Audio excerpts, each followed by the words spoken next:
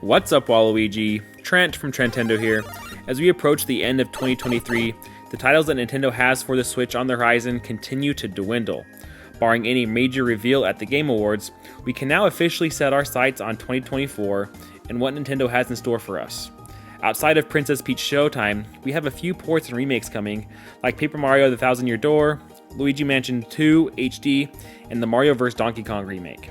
It seems that Nintendo may be holding back as they get ready to launch Switch 2 next year and could drop a plethora of great titles for their next generation system. So today we're going to talk a little bit more about what games we could potentially see in the launch window for Nintendo Switch 2. So before we hop into that though, make sure you hit that subscribe button and like this video so you guys are kept up to date with everything going on here at Trentendo. Let's see if we can hit 20 likes on this video. It really does help, I appreciate it. And without further ado, let's hop right in to our topic of the day. Now, the first thing we have to think about is what sort of rumors, leaks, reports, what's already out there for the launch titles for Nintendo Switch 2 and what kind of makes sense at this point. Now, the first game that I really think that we potentially could see, and I think that will launch with the system, is Mario Kart, and probably be called Mario Kart 10, as it does seem that Nintendo seems to think that Mario Kart Tour is Mario Kart 9, and they've kind of classified that as such. So Mario Kart 10 would be the next installment in the Mario Kart series, and I think that this game is what will end up being probably one of the big launch titles for Nintendo Switch 2. Now we gotta think about this logically though. So Mario Kart 8 Deluxe has just sold absolutely like hotcakes, setting all sorts of records, and the DLC has only made this game even bigger. So the question I think a lot of people may have is, at what point does Nintendo decide to do Mario Kart 10? And I really think that Switch 2 is where that happens. And even if it does launch next year, and I would imagine Switch 2 does launch next year, I think everything we're hearing, everything that's been out there, that we can pretty much pencil in Switch 2 for sometime next year. And even with the big updates that Mario Kart 8 has gotten, I don't think that this would delay Mario Kart 10. I think that Nintendo knows that people are hungry for a new Mario Kart game. And if you have a game as popular as Mario Kart 8 Deluxe has been, why not launch your next system, your next generation of hardware, with the successor to the most successful game you've probably ever sold on any Nintendo platform ever? So I think Mario Kart 10 is definitely that first title that you definitely see coming to Nintendo Switch 2. I think the other title that we got to talk about is some sort of Zelda remake.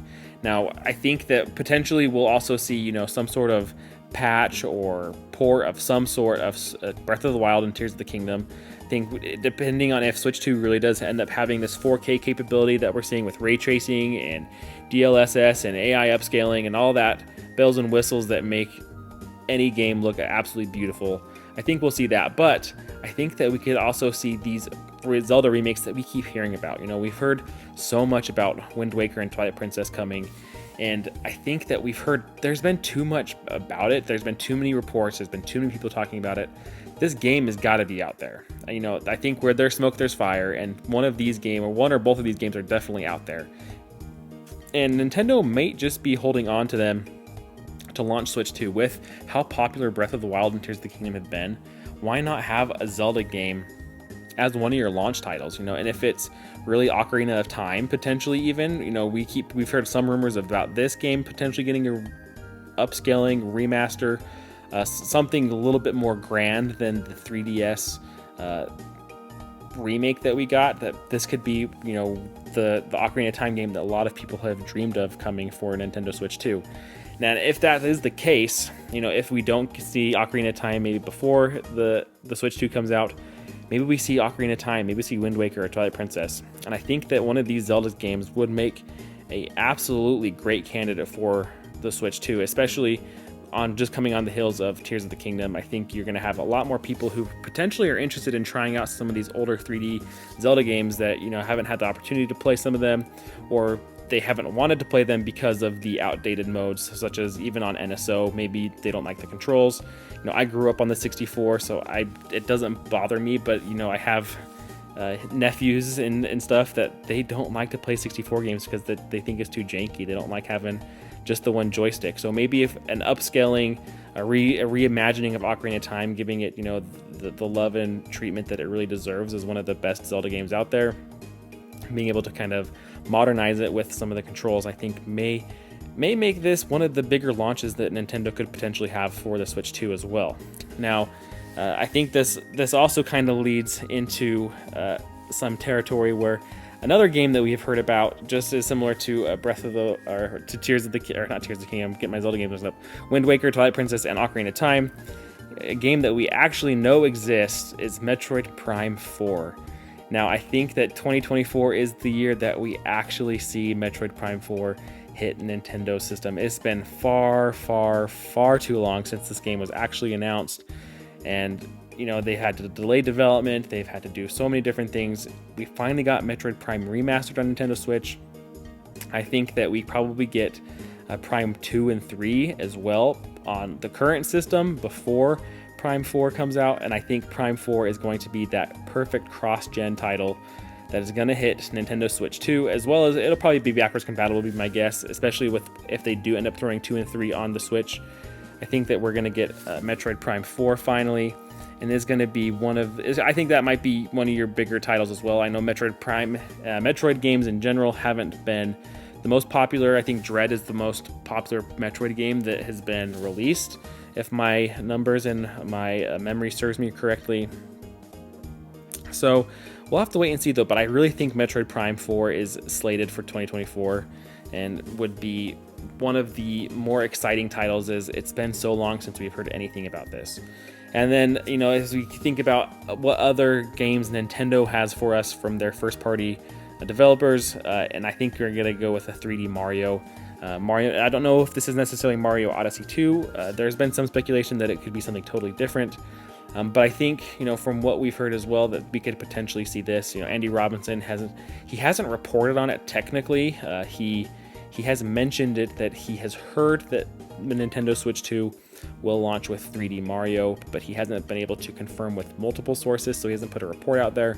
But, you know, Andy Robinson typically is one of the more reliable insiders, and definitely someone that has a very good reputation in the video game community, and I wouldn't really classify him as a leaker of sorts. He's more just a journalist. He runs a very good, tight ship, so he's not going to be saying stuff unless he really has some good sources on it. So I think we can go ahead and pencil in a 3D Mario as well. Now, this is just the Nintendo first-party games. I think that we're going to see some really good third-party games coming out for the Nintendo Switch 2 as well, especially if it really is as powerful as, you know, the reports that are suggesting. You know, if we really do have an updated RAM, if we do have, like I said, the DLSS and the upscaling and 4K and all that stuff, and if the reports from Gamescom of how nice, you know, Breath of the Wild was looking and the Matrix demo, we could see some bigger games that Nintendo typically doesn't get. And I think that we could start seeing some of these games, you know, it will probably start off with some of these older games that maybe just end up ported. But then, as we get more situated into the Nintendo Switch 2 life cycle, we're going to hopefully be able to see more of these games come day and date with other systems such as PlayStation and Xbox. So the first title that I think that we definitely get, and I think everybody knows at this point, is definitely Call of Duty. Activision Blizzard and the Microsoft deal, you know, Microsoft has committed to bring Call of Duty to Nintendo Switch. And now I don't know if we're going to get this as a launch title. This is more of a, I don't know if I want to push so hard on that, but it definitely could potentially be.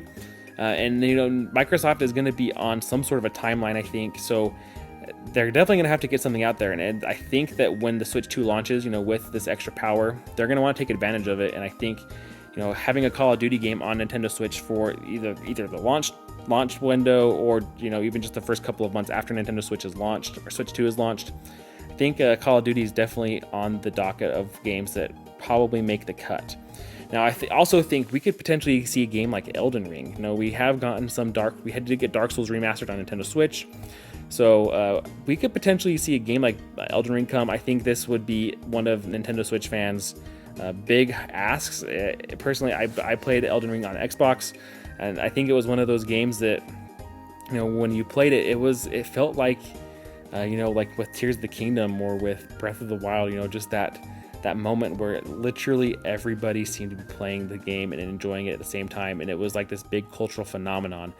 And even though Nintendo Switch owners didn't get that opportunity, I think that this could be one of those moments where Nintendo gets one of these games that, you know, kind of defined and redefined some RPG elements in games and things like that. And I think that this would be a very big get for Nintendo Switch. And I think that, you know, a lot of people would really enjoy being able to take these games portably as well. So we could potentially see a game like Elden Ring come. I also think maybe EA kind of gets on board here. Maybe we start seeing more of these Madden, NHL, some of these other sports games that Nintendo Switch really hasn't gotten much of. Partly this is because of EA's weird relationship with Nintendo.